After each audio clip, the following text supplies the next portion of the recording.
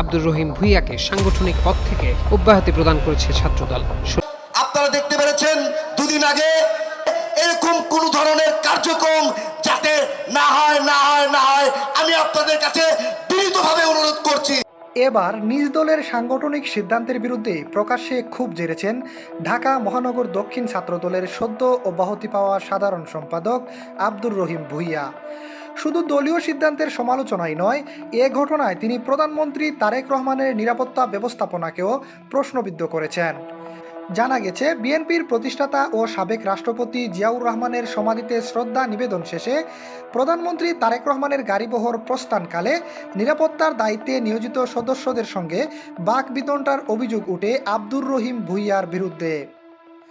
এই ঘটনাকে কেন্দ্র করে শনিবার ছাত্রদলের দপ্তর সম্পাদক মোহাম্মদ জাহাঙ্গীর আলম স্বাক্ষরিত এক প্রেস বিজ্ঞপ্তিতে তাকে ঢাকা মহানগর দক্ষিণ ছাত্রদলের সাধারণ সম্পাদকের পদ থেকে অব্যাহতি দেওয়া হয়। বিজ্ঞপ্তিতে বলা হয়, শৃঙ্খলা ভঙ্গের সুনির্দিষ্ট অভিযোগের ভিত্তিতে ঢাকা মহানগর দক্ষিণ শাখার সাধারণ সম্পাদক আব্দুর রহিম ভূঁইয়াকে সাংগঠনিক পদ থেকে অব্যাহতি প্রদান করা হলো। একই সঙ্গে কমিটির সিনিয়র যুগ্ম সাধারণ সম্পাদক রফিকুল ইসলাম রফিককে ভারপ্রাপ্ত সাধারণ সম্পাদক হিসেবে দায়িত্ব প্রদান করা হয়েছে। সাংগঠনিক গতিশীলতা ও ধারাবাহিকতা বজায় রাখার স্বার্থে এই সিদ্ধান্ত অবিলম্বে কার্যকর হবে। তবে দলীয় এই সিদ্ধান্তে তীব্র প্রতিক্রিয়া জানিয়েছেন আব্দুর রহিম ভূঁইয়া। তিনি দাবি করেন, প্রধানমন্ত্রীর নিরাপত্তার দায়িত্বে থাকা একজন সদস্যের সঙ্গে সামান্য কথা কাটাকাটির ঘটনাকে অতিরঞ্জিত করে তার বিরুদ্ধে কঠোর ব্যবস্থা নেওয়া হয়েছে।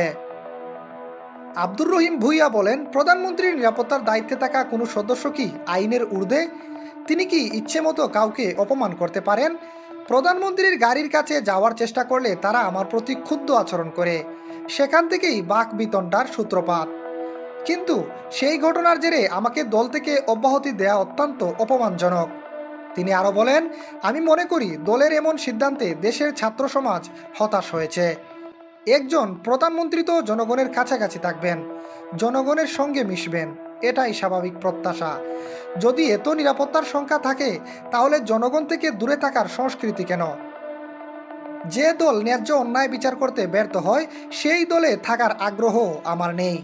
আব্দুর রহিম ভূঁইয়ার এমন বক্তব্য রাজনৈতিক অঙ্গনে নতুন আলোচনা ও বিতর্কের জন্ম দিয়েছে। দলীয় শৃঙ্খলা রক্ষার প্রশ্নে ছাত্রদলের অবস্থান এবং অব্যাহতি পাওয়া নেতার প্রকাশ্য প্রতিক্রিয়া, উভয় বিষয়ই এখন রাজনৈতিক মহলে ব্যাপক আলোচনার কেন্দ্রবিন্দুতে পরিণত হয়েছে। দর্শক, অব্যাহতি পাওয়ার পর ছাত্রদল নেতা আব্দুর রহিম ভূঁইয়ার এমন মন্তব্য আপনি কিভাবে দেখছেন?